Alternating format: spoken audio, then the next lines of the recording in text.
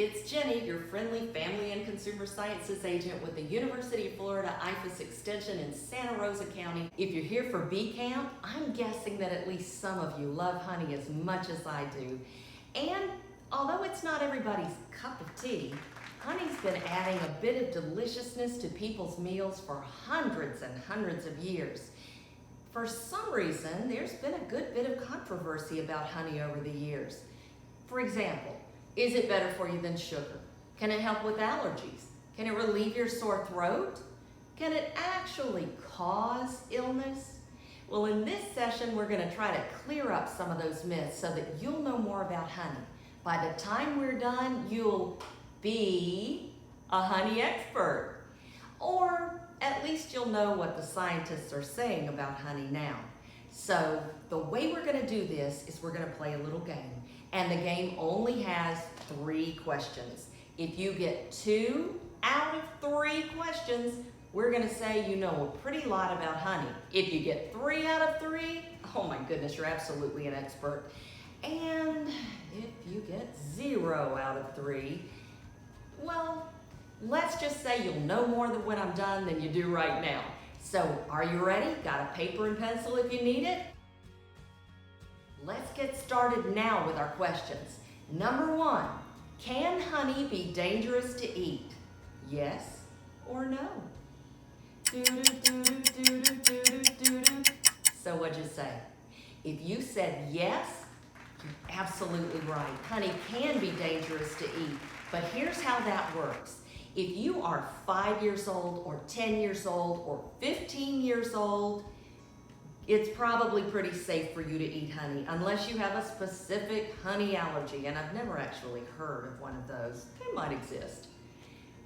But if you are under a year old, you are vulnerable to honey, and it can cause a rare condition called infant botulism. So this is the way that works. Before you're a year old, your body hasn't developed enough good bacteria in your gut to help protect you from infant botulism. And if somebody feeds you honey, those spores get in that environment where there's no oxygen, and you can get a very, very serious foodborne illness that's gonna make you super, super sick, called botulism. But once you're over a year old, so at any age that you guys are now, if you eat honey, you've got a lot of that good, helpful bacteria in your gut, and it will tear those spores up, and you will never know anything bad from that. So you won't be the one that gets sick. So here's the way we're gonna score that question. If you said yes, give yourself 10 points. That's the right answer. You did great. If you said no, give yourself 5 points because you can't actually even get infant botulism.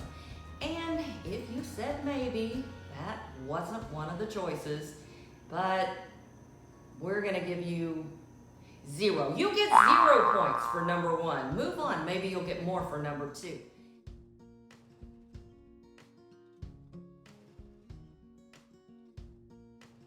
Question number 2, is honey better for you than sugar?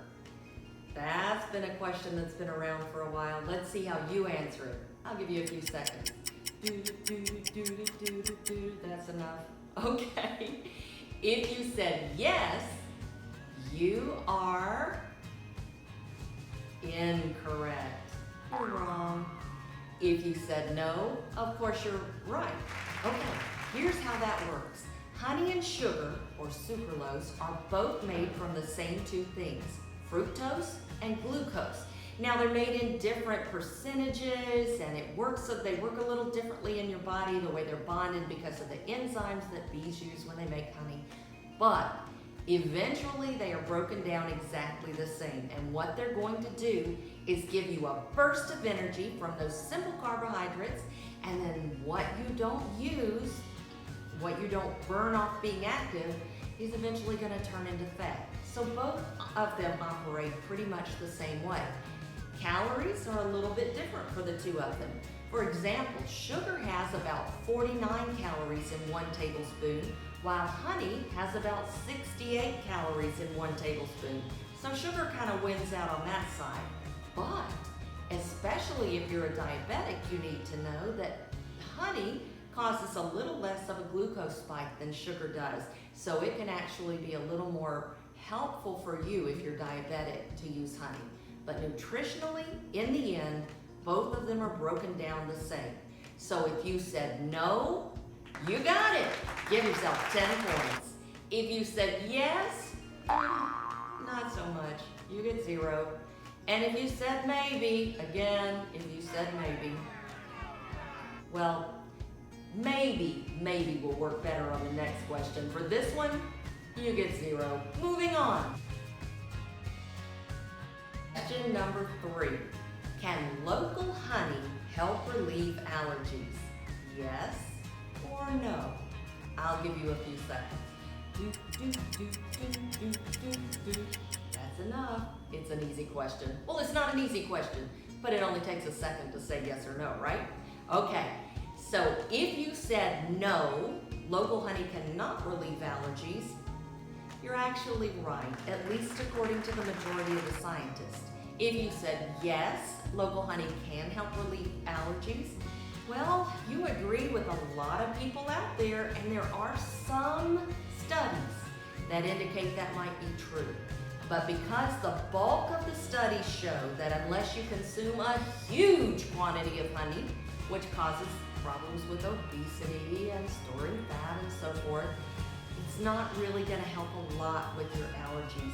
But honey does have a lot of really great properties. Oh, I gotta let you score. Okay, if you said yes, local honey helps relieve allergies, I gotta give you 0. If you said no, local honey does not, congratulations, a lot of people don't know that. You definitely get a 10.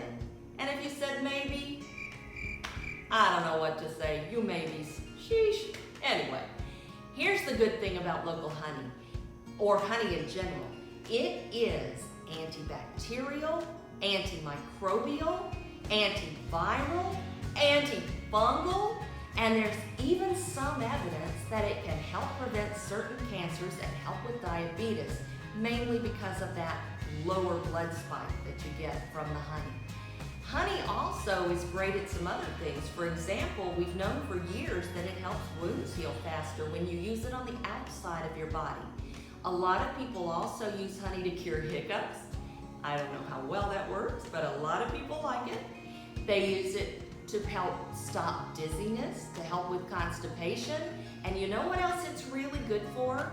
Because of its antioxidant properties, honey can be really good at helping your sore throat or relieving a cough. So when you see those cough drops and those cough medicines that say they have honey in them, it's in there for a reason, and it really does help. So add up your scores, and here are your results. If you got 0, now you know a lot more than you did when you first turned this video on. If you got 10, well, you're doing pretty well. If you got 20 or 30, I'd say you're pretty much a honey expert. Good job. Hang in there and keep learning more about that wonderful deliciousness that we call honey.